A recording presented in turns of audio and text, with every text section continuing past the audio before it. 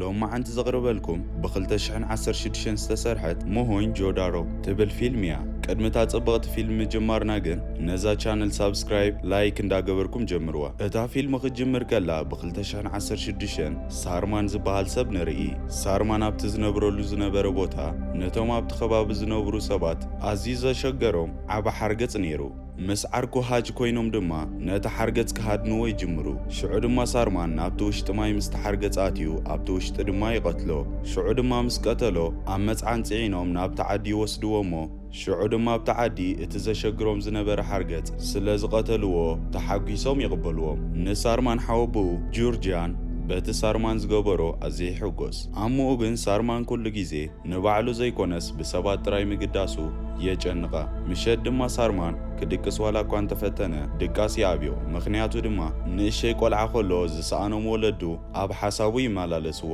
ሳርማን ኩሉ ግዜ ኣምኡ ንጎሆ ትገብሮ ድምፂ ዜማ የጨንቆ ብኸምኡ ድማ ሳርማን ንመን ከኣምን ከም ዘለዎ ተሸጊሩ ሽዑ ድማ ሓወቡ ኣብ ኣጋጣሚ ሓደጋ ጥራይ ክትቀመሉ ዘለዎ ዝተኣሰረ ጨርቅ ዝመስል ይህቦ ኣምኡ ንጽባሒቱ እውን ተመሳሳለ ዓይነት ዜማ ክትገብር ይሰምዓሞ መጺ ድማ ብዛዕባ እቲ ዜማ ምስ ሓተታ ብዙሕ ከይተገደሰትሉ ሶቂላ ተሓልፎ ናይ ሳርማን ቤተሰብ ኢንዲጎ ዝተባሃለ እኽሊ እዮም ዘዳልዉ ሳርማን ከዓ እዚ እኽሊ ኣብ ሞሂንጆዳ ክሸይጥ ይደሊ ሓወቡኡ ግን ናብ ሞሂንጆዳሮ ሳርማን ንኽኸይድ ኣይደልን እዩ ነይሩ ምክንያቱ እታ ከተማ ሕማቕን ስድነት ዝበዝሓ ዓዲ ምዃና ይዛምን ሳርማን ግን በቲ ስፍሓት ናይቲ መሬትን እቲ ስፍሓት ናይቲ ከተማን ዕቤትን ተገሪሙ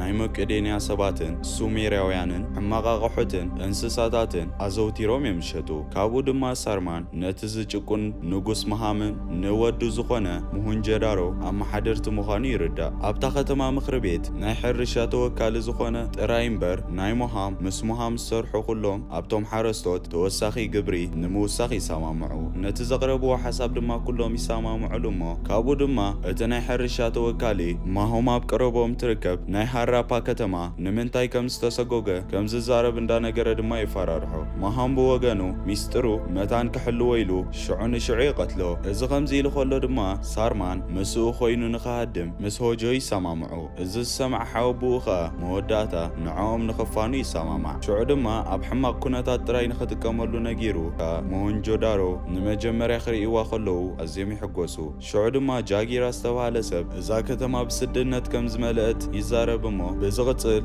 ሎታ ዝተባሃለ ናይታ ከተማ ሓላዊ ሳልማን ንጃጊራ ናቱ ሻርባ ክህቦ ከሎ ይርኢ ሳርማን ነቲ ናይ ንግዲ ተወካሊ ናይቲ ግብሪ ትኽክል ዝኾነ ሓበሬታ ንክህቦ ይሓትት እሞ እንተኾነ ግን ወላ ሓንቲ መልሲ ክረክብ ኣይከኣለን ናይቲ ቦታ ነበርቲ ድማ ኣብቲ ታሕቲ ዘሎ ከተማ ኣብ ዘሎ መሸጢ ቦታ ንዖኦም ዝኸውን ቦታ የዳልዉ እሞ ምስቶም ኣብ ጎኖም ዘለዉ ናይ ገምገም ባሕሪ ነበርቲ ዝመፁ ነገቲ ይስሕቡ እሞ ሽዑ ድማ ሓደ ነጋዲ ኣብታ ከተማ ንግዲ ዋላ እኳ ተጀመረ ብዙሕ ኣታዊታት ከም ዘየለ ንሳርማን ይነግሮ ብተወሳኺ ኣብ ሲንድ ዘሎ ማይ እቲ ግድብ ነቲ ልምዓት ደው ስለ ዘበሎ ኣብ ሞሂንጆዳሮ ኣብ ከባቢኣ ዘለዉ ነበርቲ ወላ ሓንቲ ከም ዘይዓበዩ ይዛረብ ሽዑ ድማ ሳርማን ንሙንጃር ይረኽቦሞ ሙንጃ ነታ ከተማ መሓዳዳሪ ዝኾነ ንመሃም ወዲ እዩ እቶም ናይቲ ከባቢ ነበርቲ ናይ ሃብቲ ሕፅረት ከም ዘለዎ ምስ ተዛረቡ ሙንጃ ኸ ብትዕቢት ዝመልኦ ኣዘራርባ ነተን ኣዋልድ ኣገልገልቲ ንክኾና ንኸረክቡ ይእዝዞም እዚ ዝረአየ ሳርማን ከዓ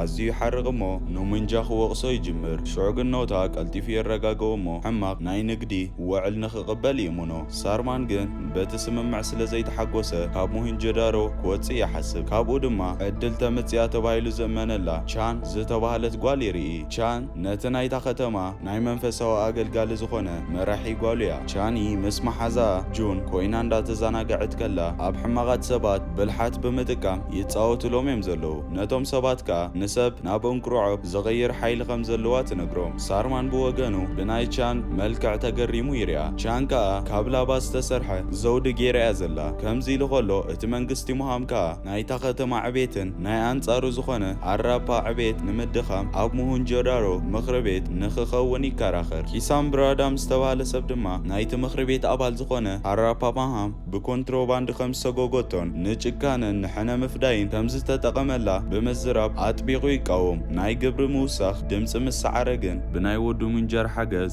ንኪስያንን ምስኡ ንዝኾኑ ንኩሎም ግሩፕ ይቐትሎም። ብኻልእ ወገን ሳርማን ኣብ ናይ ሙዚቃ ምሸት ምስ ቻን ይራኸብ። ሽዑ ድማ ኣብቲ ምድላው ዝተፈላለዩ ነገድትን ኣርቲስትታትን ብሓደ ኮይኖም ክስዕስዑ ከለዉ ሳርማን ከዓ ምስኦም ይስዕስዕ። ሙንጃ ከዓ ተደኒቑ ይሪኦም። ኣብ ዝቕፅል መዓልቲ ሳርማን ንቻን ክረኽባ ዋላ እኳ እንተደለየ እሳ ትነብረሉ ኣብቲ ላዕለዋይ ከተማ እዩ። ሳርማን ከዓ ምስ ኦታን ምስ ኦጆን ኮይኑ ናብታ ከተማ ንኽኣቱ እቲ ማሕተም ይጥቀሙሉ። ሽዑ ድማ ሃንደበት ናይ ወፃኢ ነገቲ ኣፍራስ ንቻን ካሃርመዋ ክብሉ ሳርማን የድሕና እሞ እሳ እውን ከምቲ ኣገልጋሊ ኣቦኣ ብጣዕሚ ትግረም። ኣቦኣ ግን ንሳርማን ኣብ ዝኾነ ቦታ ዝፈልጦ ይመስሎ።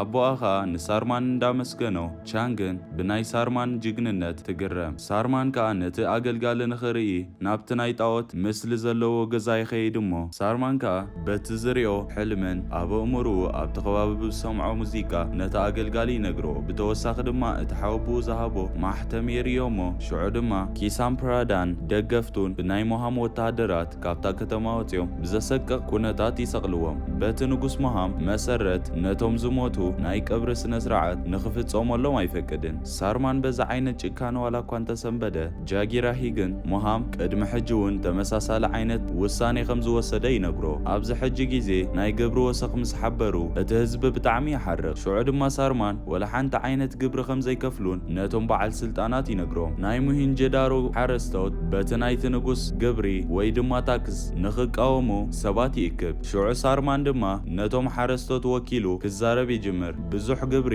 ንቤተሰበይ ስለ ዘጥሚዮም ካብ ዝኸፍል ክመውት ከም ዝመርጽ ይዛረብ። ናይ መሃም ሰባት ከዓ ከም ዝቐትልዎ ዋላ እኳ እንተፈራርሕዎ ሳርማን ግን ንኽመውት ይመሪጹ። ካብኡ ንድሓር ሳርማንን ቻን ከም ዝፋቐሩ ይነጋገሩ። እንተኾነ ግን ቻን ሙንጃን ክትምርዖ ከም ዘለዋ ብምግዳዳ ተሓዝን። ሽዑ ድማ ኣብ ሓደ በዓል ይስዕስዑ። እዚ ዝረኣየ መሃም ከዓ ሳርማንን ቻንን ኣብ ፍቕሪ ከም ዘለዉ ይግምት። ሳርማን ከዓ ነቲ ናይ ግብሪ ዓመት ዝቃወም መራሒ ምዃኑ ይፈልጥ እሞ ንሳርማን ክቐትሎ ይደሊ እሞ እንተኾነ ግን እቲ ህዝቢ ንሳርማን ይድግፍ እሞ እቲ ንጉስ ድማ ሓሳቡ ይቕይር። ሽዑ ድማ ንሳርማን ካርዞ ባካር ንኽፃወቱ ይሓቶ እሞ ሳርማን ከዓ ንሱ እንተሲዒሩ ቻን ነቲ መርዓ ከም ዘይትፍጽሞ ምስ ተዛረበ እቲ ንጉስ ድማ በቲ ሓሳብ ይሰማማዕ። ብዝቕፅል ቻንን ሳርማንን ብሓደ ክጓዓዙ ከለዉ ናይ መሃም ሰለይቲ ይርእዎም እሞ ናይ ቻንን ናይ ሙንጃን መርዓ ናይ መንፈሳዊ መደብ ከይተወድአ እቲ መርዓ ከም ዘይካየድ እቶም ኣገልገልቲ ንመሃም ይነግርዎ። መሃም ከዓ ቻንን ሙንጃን ቅድመቲ መንፈሳዊ መደብ ከመርዕዎም ይደሊ። ሽዑ ድማ ሳርማን መሃም ምስ ሱማር ነገቲ ክዘራረብ ከሎ ይሰምዖ። መሃም ናይቲ ዝህቦም ወርቂ ቅያር ቀታሊ ዝኾነ ናይ መዳብ ሴፍ ንኽወስድ ይሰማምዑ። መሃም ነቲ ወርቂ ዘምጽኦ ከዓ ኣብቲ ኣብ ሲንድ ዘሎ ማይ ግድብ ኣካባቢ እዩ። ሽዑ ድማ ሳርማን ንቻን ዘለዎ ፍቕሪ ኣብ ዝናዘዘሉ በዓሎም ንኽርከብ ይውስን እሞ ሳርማን ምስቶም ደነስቲ ይሕወስ እሞ ቻን ከዓ ምስኡ ትስዕስዕ። ናይቲ ናይ ጣዖቶም ሲንዱማ ሓወልቲ ምስሊ ኣብቲ ማይ ድሕሪ ምጥላቖም ቻን ካብቲ ማይ ክትወፅእ ከላ ሙንጃ ብንዕቀት ይሪኣ። ሳርማን ከዓ ኣብ ናይ ቻን ገዛ ምስ ኣተወ ክልቲኦም ከም ዝፋተው ይነጋገሩ እሞ ሽዑ ንሽዑ ድማ ሙንጃ ናብቲ ገዛ ይኣቱ እሞ ቻን ትሕባእ እሞ ንኽኸይድ ድማ ትነግሮ። መሃምን ሙንጃን ግን ሳርማን ካብቲ ገዛ ክወፅእ ከሎ ንእሽተይ ይርእይዎ። ሽዑ ድማ ቻን ምስ ሙንጃ ንኸመርዕዎም ነቲ ንጉስ መምርሒ ይህብዎ። ናይ ሙንጃ ኣደ ዝኾነት ላሺ ዓመፀኛ ዝኾነ ሙንጃ ቻን ከም ዘይትፈትዎ ዋላ እኳ እንተፈለጠት እሳ ግና ብሂወታ ብምእታዋ ሕጉስቲ ምዃና ትነግራ። ሽዑ ድማ ሳርማን ናብቲ ገዛ ይኣቱ እሞ ብፍርሓት ንዝሰንበደትን ወላ ሓንቲ ክርዳኣ ዘይከኣለት ንቻንን ንርእሳ ደው ንኽትብል ይነግራ። ብተወሳኺ ነቲ መርዓ ንኸይትቕበሎን ንኽእምና ይፍትን። መሃም ንሳርማን ብሞት ንኽቕጻዕ ክዛረብ ከሎ ሙንጃ ሳርማንን ኣብ ባእሲ ይኣትዉ እሞ ሽዑ ድማ ሳርማን ነቲ ኣገልጋሊ ይቕሬታ ንኽገብረሉ ይሓቶ እሞ መሃም ግን ካብቶም ሓደገኛ ዝኾኑ ተዋጋእቲ ምስኦም ክዋጋእ ከም ዘለዎ ድማ ይዛረብ። ሳርማን እንተሲዒሩ ከዓ ቻን ነቲ ምርዓዎ ሰብ ንኽትመርጽ ይሰማምዑ። ሽዑ ድማ ተገልጋሊ ናብቲ ገዝኡ መጺኡ ንሳርማን ይበጽሖ እሞ ብዝቕጽል ስለቲ ንጉስ መሃም ታሪኽ ክዛረብ ይጅምር። ቅድሚ ነዊሕ ግዜ መሃም ናይ ሮዝ ዕንጨይቲ ስለ ዘጓዓዓዘ ንሃራፓ ከም ዝሰጎጎ ይነግሮ። መሃን ናብ ሙሂንጆዳሮ ምስ መጸ ነጋዲ እዩ ነይሩ። ሽዑ ድማ ብቕልጡፍ ነታ ናይታ ከተማ ምኽሪ ቤት ናይ ንግዲ ስርዓት ሓላፊ ይኸውን። መሃም ነቲ ዝሓልፍ ወሓዚ ማይ ብግድብ ደው ኣቢሉ ወርቂ ንኸውፅእን ንሙሂንጆዳሮ ድማ ንኸዕብያን ዝገርም ሓሳብ የምጽእ። እዚ ድማ ዝገበረሉ ምኽንያት ናይ ሲንድማይ ብዙሕ ናይ ወርቂ ሃብቲ ከም ዘለዎ ካብ ምፍላጡ ንድሓር እዩ። ካብኡ ድማ ነቲ ዝኽበርን ጥበበኛ ዝኾነ ንጉስ ሱሩጃን ነዚ ነገር እዚ ይቃወም። እንተኾነ መሃም ግን ንዕኡ ደው ኣቢሉ ነቲ ግድብ ሰርሕ ኪኢሉ። ካብኡ ንድሓር መሃም ንሱሩጃን ወርቂ ኣኪቡ ኢሉ ብሓሶት ይኸሶሞ ይኣስሮ። ብዝቕጽል መሃም ንዕኡ ንሱርጃን ንኽቃወምዎ ከመይ ገይሩ ከም ዘፈራርሖም ይዛረብ። ነዚ ዝሰቐልዎ ድማ ሱርጃን እዩ። ሳርማን ከዓ ንሱርጃን ወዲ እዩ። ነቲ ቤት ጸሎቶም ድማ ካብቲ ዓማጺ ንጉስ ንምርሓቕ ናትካ ሓላፍነት ይብሎ። በቲ ግዜቲ ድማ ሱርጃን ነቲ ማይ ነቲ ወርቂ ንምዝውዋር ከም ዘውዕልዎ ይፈልጥ ነይሩ። እንተኾነ ግን መሃም ስርቂ ፈጺሙ ኢሉ ብሓሶት ይኸሶ።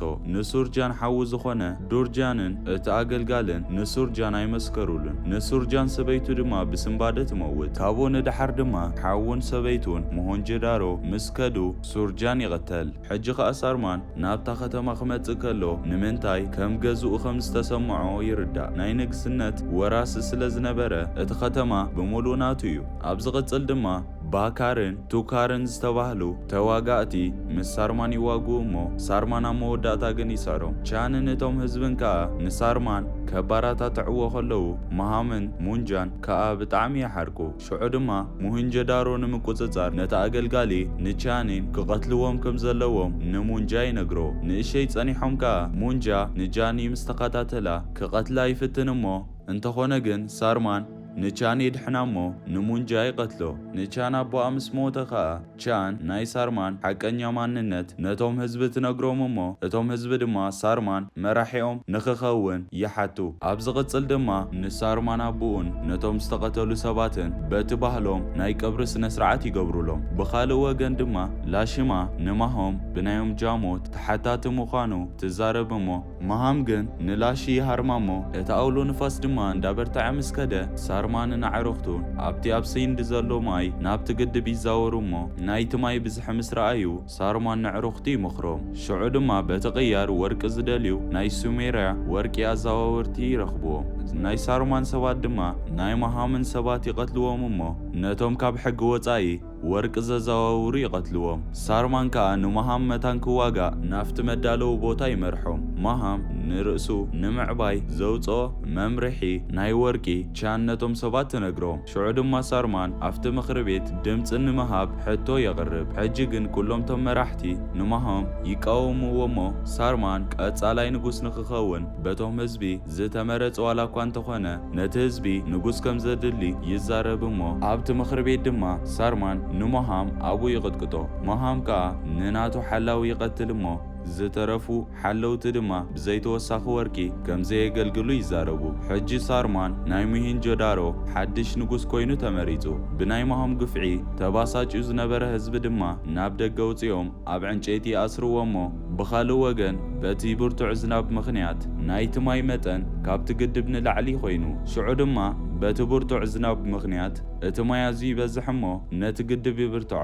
ሽዑ ድማ እቲ ውሕጅ ነታ ከተማ ዕልቕልቕ ከብላ ክመጽእ ምስ ጀመረ ሳርማን ነቶም ህዝቢ ንምስጋር ብጃልባ ዝተሰርሐ ድልድል ንምድላው ይውስን። ሽዑ ድማ እቲ ቁልጡፍ ተልእኾ ይስራሕ እሞ ናይ ሞሄንጆዳሮ ህዝቢ ምስ ቤተሰቦምን ምስ ከብቶምን ነቲ ውሕጅ ይሳገሩ እሞ ብኻልእ ወገን ድማ ንሞሄንጆዳሮ ክሰድዎ ዘይከኣሉ መሃምን ጃጊራን ብውሕጅ ይጠፍኡ። ሳርማንን ቻንን ከዓ ነቶም ህዝቢ ካብታ ዝፈረሰት ከተማ ውፅኦም ሓድሽ ዝተረጋገአ ቦታ ንኽረኽቡ ይገብርዎ። እቲ ሓድሽ መሬቶም ድማ ኣብ ገምገም ባሕሪ እዩ። ነቲ ገምገም ባሕሪ ድማ ጋንጋ ገምገም ባሕሪ ኢሎም ይሰሚይዎ።